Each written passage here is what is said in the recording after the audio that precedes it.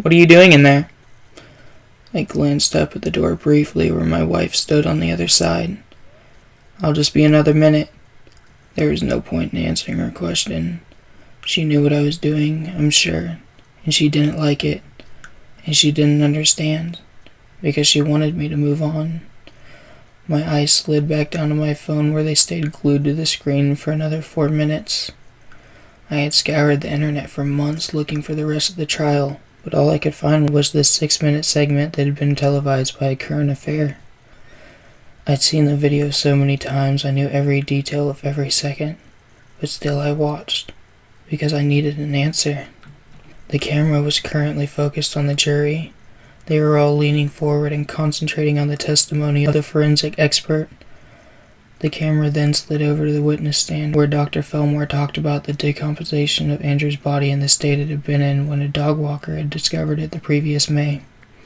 Fillmore then walked over to the overhead projector, tapped a stack of slides on the table to straighten them, and then peeled off the top one and placed it on the projector. A graphic photo of Andrew's naked body arrived on the screen and the entire courtroom gasped. A current affair had blurred out the photos, but I remembered what was on them. They were right to be horrified. Hearing an expert drone in a monotone manner about the graphic abuse of a 5-year-old was much different than seeing its effects firsthand. The doctor explained the slides without emotion, pointing out the countless abrasions, bruises, and open fractures. He spoke about the ultimate manner of death, strangulation, and showed the court how the handprints on Andrew's neck matched perfectly with the defendant's. Then he turned the projector off and began to speak about the presumed time of death. The camera pulled back at this point to show my family, quietly crying, and then, finally, it panned over to the defendant's table. The boy sitting beside his lawyer looked downright bored. He flipped a pencil back and forth between his fingers and sighed loudly every few seconds. This was the monster I wanted to kill. He seemed to feel the camera was on him now because he suddenly turned, looked straight at the camera, and smiled. It was smug, intelligent smile, as if he wasn't afraid of the consequences, as if he believed it had all been worth it. And in the end, he was right. The boy had been sentenced to be incarcerated until his majority, and then another 7 years after that. It was nothing. It was less than nothing. I looked over at the straight razor I had begged my wife to get me for my birthday. How do you kill a monster? This was the answer. It would be so easy.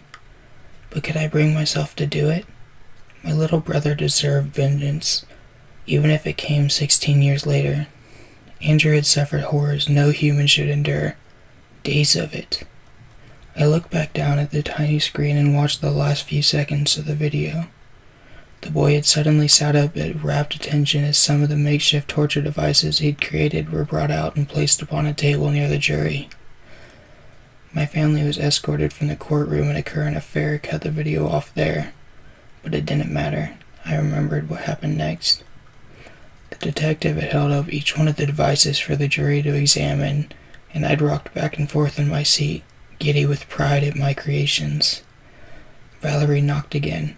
"Ben, are you coming to bed?" But I was contemplating a much more important question, the only one that mattered.